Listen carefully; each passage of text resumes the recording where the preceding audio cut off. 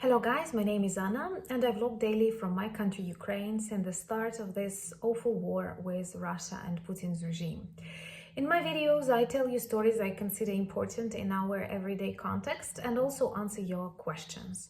And one of the questions that I have recently got is about Russian Orthodox Church, and as many of you are going to celebrate Easter pretty soon, I have decided I might try and answer this question. Though honestly, I'm a little bit afraid because all the questions about religion and faith, they are very, you have to be careful with them because I don't want to hurt anybody's feelings. But I will try to provide you with some insights that I consider are important for the understanding of this situation on the territory of my country. In general, Ukraine is a Christian country and we have lots of Orthodox churches, some Catholic churches, Greek Catholic and Roman Catholic. And of course, we have Muslim people, we have people who follow Judaism and some other religions, but to a small, the number of people who follow them are smaller. In general, there are no serious religious conflicts on the territory of Ukraine if to compare with other parts of the world, but definitely there is a conflict between Ukrainian Orthodox Church and Orthodox Church from Moscow or Russia that is also represented on the territory of my country. And perhaps it's good to explain everything from the start. So it all started back in 988 when Prince Volodymyr decided that he wants to baptize Kiev Rus. And he was a very material guy and a very materialistic approach he had to the choice of religion. And what we know from the chronicles and from the popular history of Ukraine, he sent his ambassadors, he traveled a little bit to get the idea of different world religions when he realized that pagan is no more fashionable, and he chose Christianity. But before that, he was very he broke lots of rules. I would say he had lots of wives, harem, and many weird things he did, as many famous warriors, and now he's our saint. But he baptized Kiev Rus. Of course, it was not a simple process and it took a couple of centuries, perhaps before it all finalized, but Kiev was the center of the Ukrainian church and Christian life. And then somewhere in the 17th century, there was a tiny decree that allowed Moscovian Patriarch to substitute Kiev Patriarch when it was needed. And of course, Russia, who was always aggressive in the direction of Ukraine, decided they might use it. And pretty soon they have decided that, well, if Moscovian Patriarch can substitute the Kiev Patriarch, then he is more important and you don't need one. And since that, Russian Orthodox Church became very active in the process of Russification of Ukraine. In my vlog where I speak about the Russification, I mentioned some of the decrees that Russian Church, together with Russian Tsars, imposed to forbid active usage and printing of Ukrainian books or services in the Ukrainian language, and so on. Another extremely difficult, weird, and ugly period in Ukrainian church life is the period of the Soviet Union, because you well know that during that period religion was generally forbidden.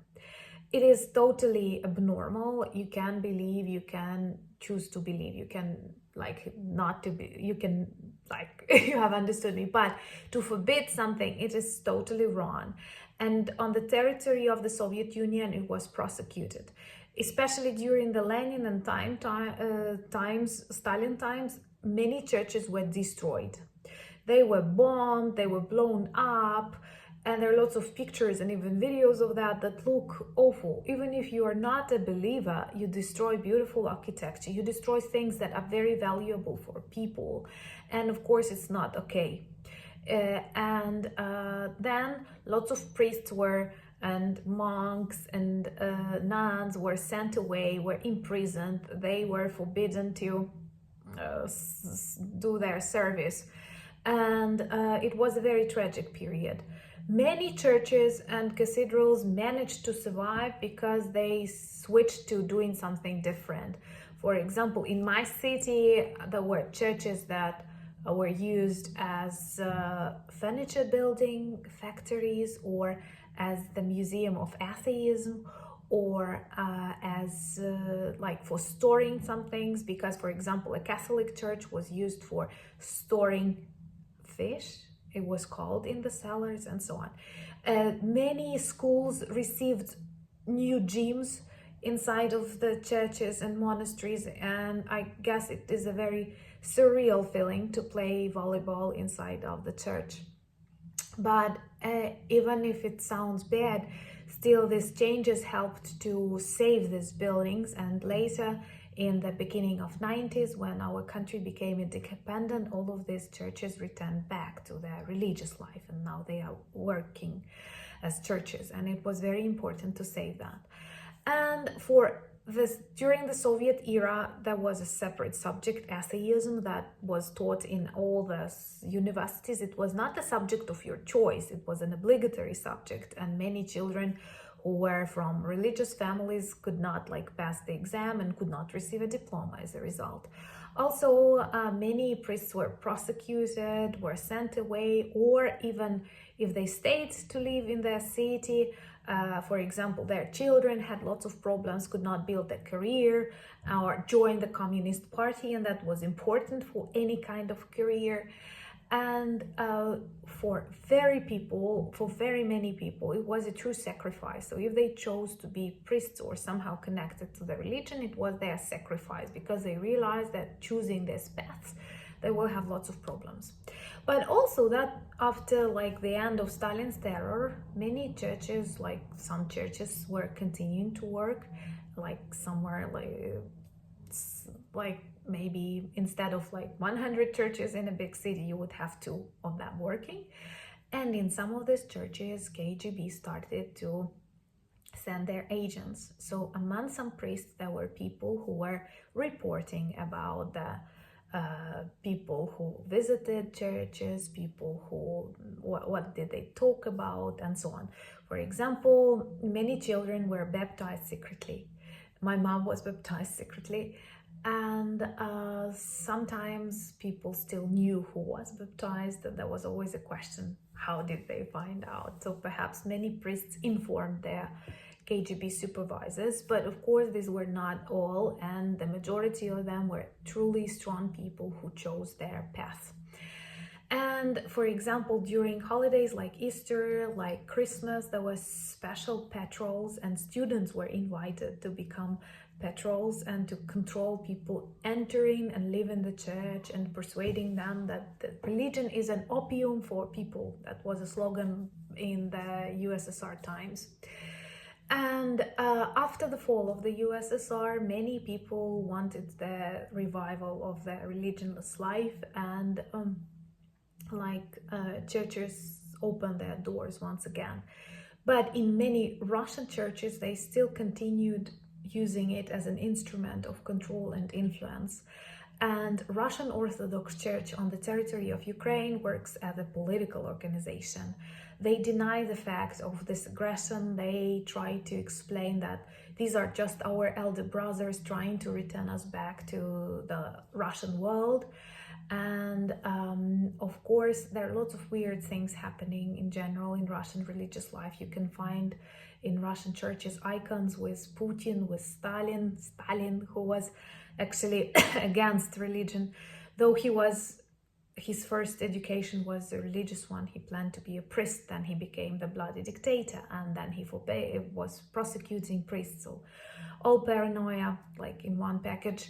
And something similar is happening right now. For example, Patriarch Kirill is talking about this war. He blesses Russian troops on the war in Ukraine. He does not speak it's something bad.